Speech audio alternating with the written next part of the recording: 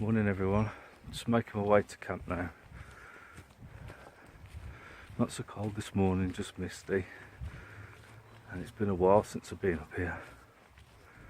I started building the shelter over the autumn period, only somewhere, just sit down, put your pack while you're setting up camp, putting a hammock up or whatever, just somewhere dry really.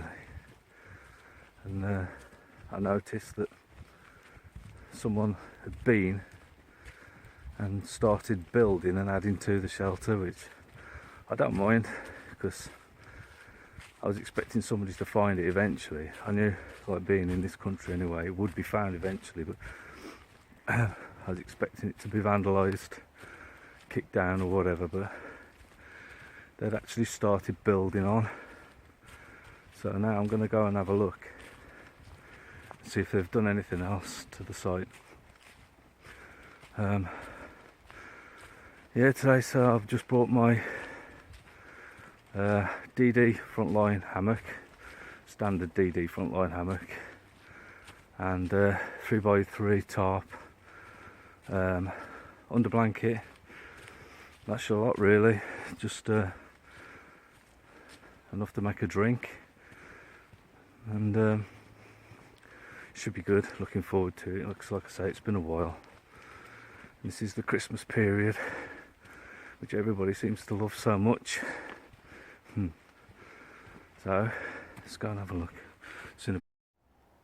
Right, okay, here's my first camp. This is where I usually camp out, like in the summer, and where the undergrowth's a lot thicker.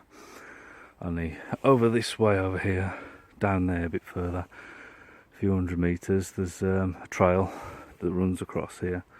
So being as it is and the trees are all bare, I can't really camp here as such, because the chances are I'm going to get seen. Anyway, I usually set up my hammock between this tree here and that one there.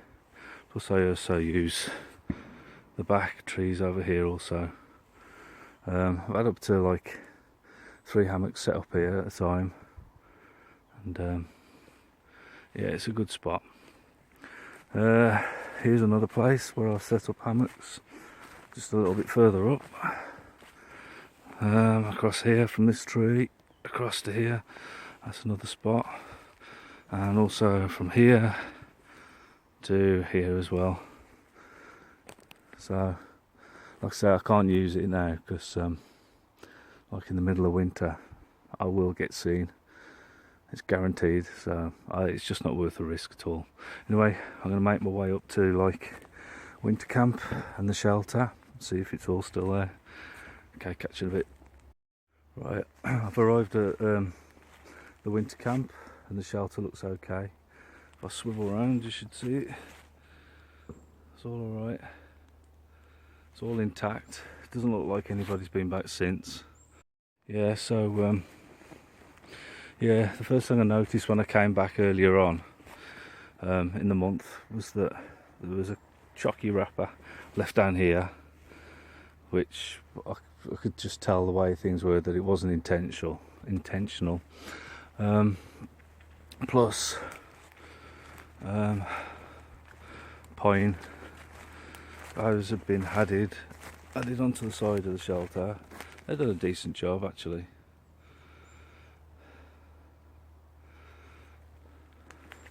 So God knows where they got it from. Here there's no pine, spruce. It's got to be for like, what? A mile radius, easy. A lot of it's silver birch, hazel here. So they've dragged that in from a long way off. But yeah, like I said, I built the shelter with intentions, just really somewhere dry to put my bag when setting up camp. Okay, right, here we go. There you go. So whoever that is, I know his forename, Neil. So they've definitely been back, because that wasn't carved into that earlier on. look forward to meeting Neil, because it's inevitable that I will see him. But like I say, they're respecting the camp. I'm fine with that. Sometimes I set up my hammock between here, and over here. You'll see that picture quite a lot on Instagram. If you follow me on Instagram at all, or Facebook. And here's my main setup between this tree here and that one over there. Nice and clear spot. It's nice and level, so it's nice and quick to put up. Okay, so get back to you in a minute. Okay, so some of the knots I use for my ridge line, I use what I believe it's called, I've forgotten now. It's the event knot. I put the twig at the top, same as Jack Law knife sandy, to stop any chance of it coming undone under any tension. So that's how I tie to the tree. Right, and I go across to the other side, and I tie off here with a trucker's hitch. I try and get it, like, you know, way above my head as high as I can, so I can get like the tarp as clear as possible, and I don't have to stoop over underneath the tarp either. That gives me a terrible back, so I'll just... Okay, so that's completed. I've got the event knot,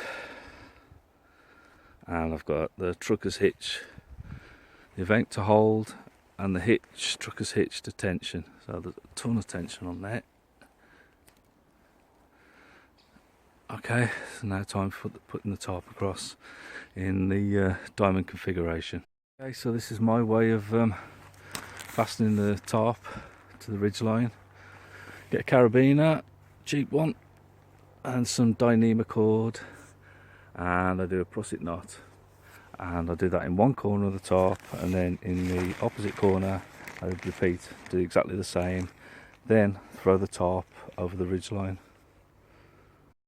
Okay, so I have both prusik knots, that way, I'm not used to this, both prusik knots on carabiners to either sides of the tarp. So now I can just move the tarp and position it wherever I want to between the trees, so I can get it perfect. When I'm happy with that, I can pull it tight, tension it, and obviously throw it over the ridge line. And then we'll have that classic diamond configuration, and then I'll be able to get the hammock and set that up also. So okay, back in a minute. Right, okay, so this is how I set up my tarp, and this is what I do. I'm not saying it's the right way, but this is the right way for me. I've got the original ridge line, like I said, with the prusik to keep the tension on the tarp, but I also run a second ridge line. This is for when I'm hanging my frontline hammock. I'll run a second ridge line just below, like that. So when I attach the elastic cord from the frontline hammock, you know, to hold the mesh, the bug netting up out of the way, it's pulling on this second one rather than pulling. So I have my ridge line running underneath my tarp, rather than pulling down on the first ridge line, makes all the tarp droop. And that's just me probably over fussy, but that's the way I like it. I prefer it to pull on this. And if I'm worried about any water ingress through the night, I'll just do like tie-offs. I'll tie off several points down the lines, and any water just run off. It's never gone past. It's never gone past or underneath, travelled down either of the ridge lines. So fingers crossed I never do get any trouble with it. But anyway, that's the way I find that works for me. Okay, time for the hammock. Won't be long. Right, okay, so here's how I set it up. Well, the bug netting anyway. What I do is I don't use these fabric loops on the top for the stick, the DD supply. I use the fabric sleeve there, and I push it through. As you can see, I use the elastic cordage that's supplied by DD and tie it off like that, So this bungee, elastic cord runs through these loops instead. So this is my way of doing it. So that goes through instead. The collapsible stick is in inside the fabric sleeve. Then I run it up to a carabiner, and then to the second ridge line underneath to a prusik knot, so I can higher and lower the height, see, of the bug net like that. So I slide in the prusik along, I can adjust it to the height that I need. Also, using the carabiners, it enables, like when you're in the hammock, sometimes like the bug netting, it's probably me just being over fussy, but it's what I do anyway. What can happen is these can be on the skew-if like this, pulled down one side and so forth, and you know, all over the place. So what I do is with the elastic cords, you see, because it's through the carabiner, it will always pull when somebody's in it. It will always pull central, and you'll always have, say, the top of the bug net level either side. If not, all you've got to do, I suppose, is, I've never had to, is pull from the inside and manoeuvre and correct and level these. I don't know, I guess I'm just fussy about the bug netting and that. I just like it well up out the way and level. So there you go, that's how I tension that on the prusik knots.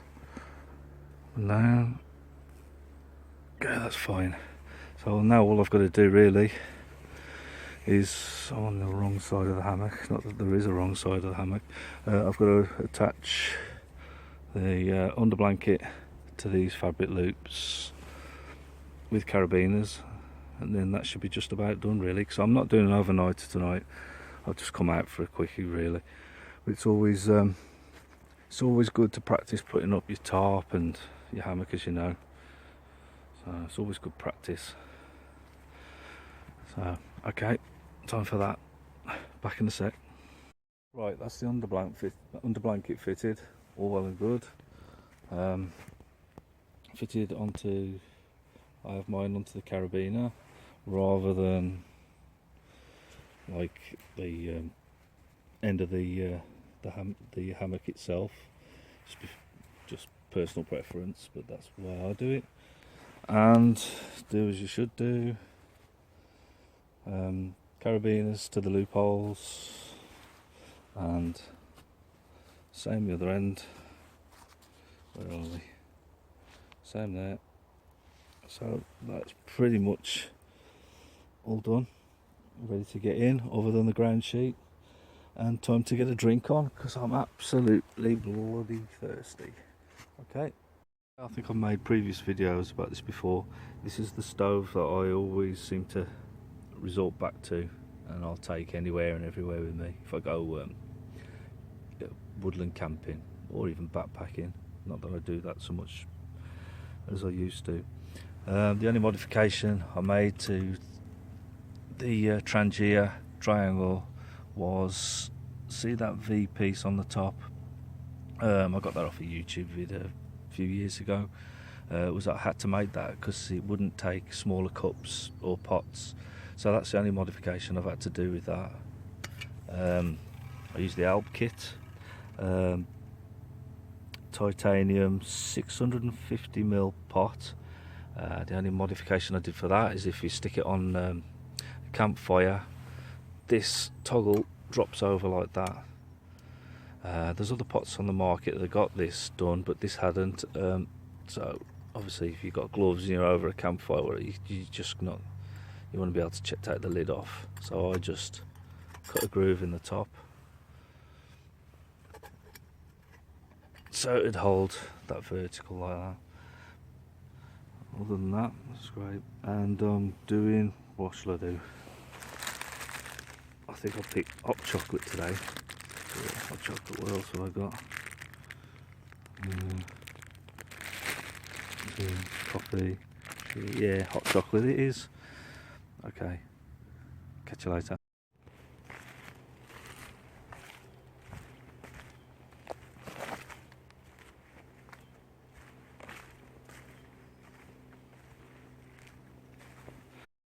I'm looking around the camp as to like any clues or to whoever it is that's coming up here, other than the geezer's he's carved his name into one of the support beams on the shelter. It's like, if you look over in that direction, see, like I'm almost like on the top of a hill. If it goes down to the bottom, almost like a valley down there, I've noticed that there's been tree lopping, forestry work down there. So I'm wondering if this person, this Neil, whoever, with good intentions, rightly so, maybe like a workman, part of the forestry commission, council, or whatever, coming up, having a break here, or so I'd imagine so. Like if you were working down there, you're gonna find this at the top of this hill. I mean, it's only what? Let's have a look. Let's have a walk over. I'll show you. Right. Okay. Well, there's camp. Okay. Remember, we're at the top of the hill. There's the shelter.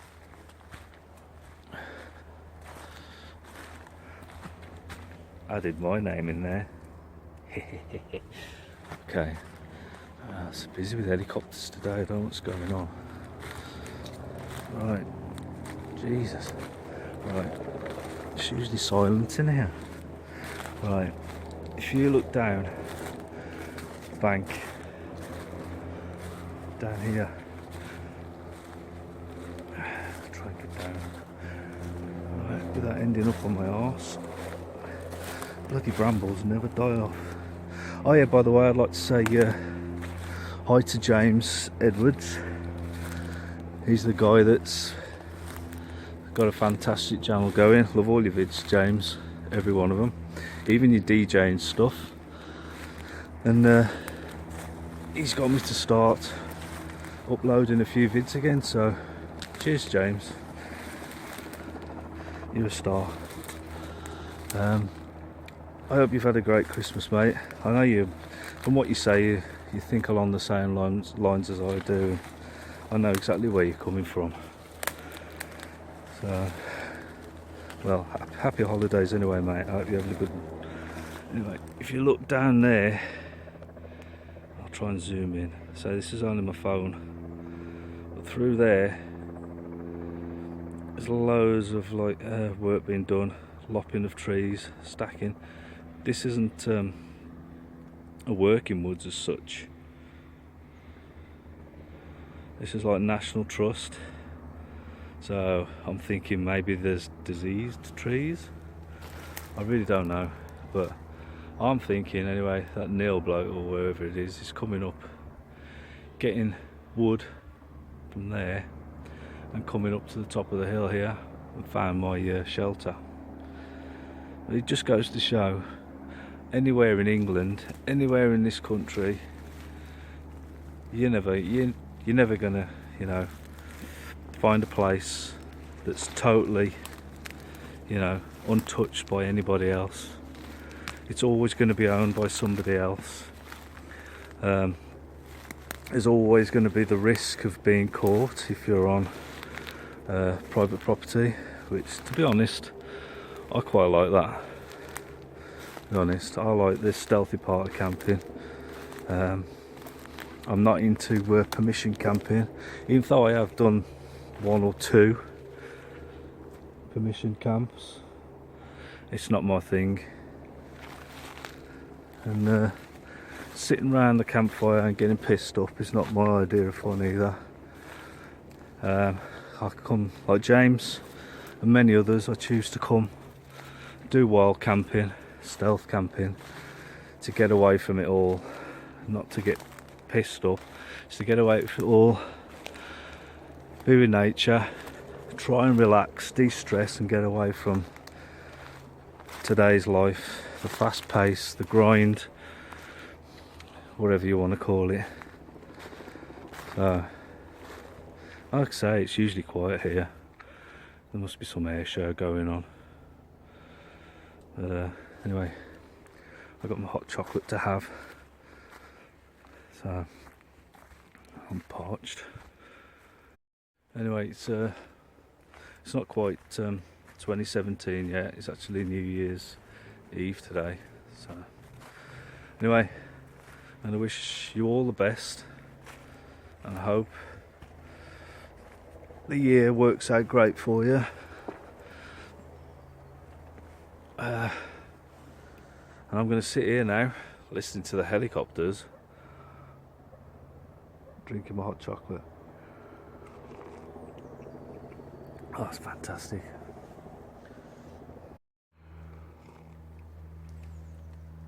It's always the same with wild camping. Like, you think you've got a place that's, you know, out the way or hidden enough, but eventually you're on borrowed time. You're constantly, like, you know, on the lookout for new locations. Not that you get bored as well, you know. I don't know, bored's the right word, but I don't know, it's good to move to a different woodland, a different place, like, because they've all got their own, a different feel to them. Different woodlands have.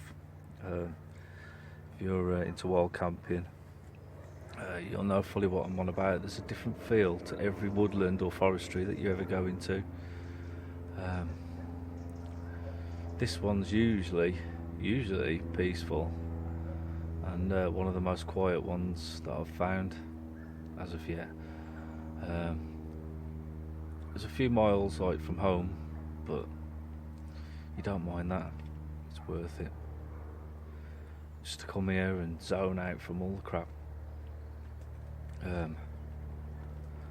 Get a campfire going, have a warm by that, listen to the owls. So this place is this particular woodland's heavy with tawny owls, so my god, they keep you awake at night, but you don't mind listening to those sort of things. I'd rather hear that than the roar of traffic or beeping car horns or people fighting out on the streets, you know, just like, oh god, modern day life crap. I really do wish we could tune back to a simpler time, and even then, you know, they had their stresses then, different things to worry about, but anyway, it's so nice to feel, you know, part of nature, and it's another good feeling as well that not that many people, you know, are into this, and I think it's a good thing. I don't want everybody to become wild campers, or, you know, it's already hard enough to find a place, you know. The more people doing this, like, it just limits you right down. So no, let's just let's keep it our secret, eh? Maybe hot chocolates will be going cold. That's great. I wish you all very best for the new year, as it's New Year's Eve today. It's currently around, I'd guess, about 11:30. Well, I wish you all the best. And if you've had holidays, that they've been happy ones. And if you're still on holiday, I hope they continue to be happy holes. Anyway, that's enough of me going on. Take care all.